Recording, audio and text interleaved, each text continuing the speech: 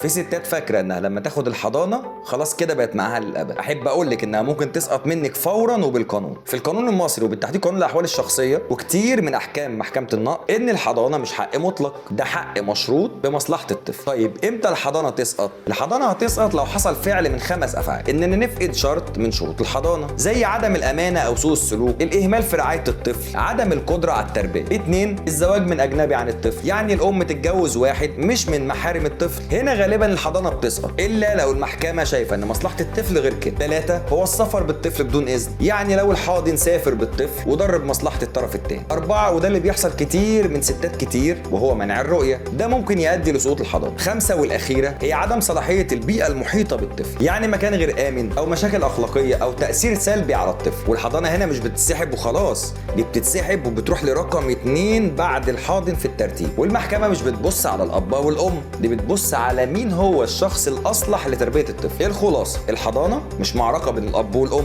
الحضانه دي مسؤوليه قانونيه حماها القانون، واللي هيأثر فيها هيخسر. ولو عجبك الفيديو اعمل لي فولو، ما تنساش تجي لي في الكومنتات وتقول لي جاي في ايه.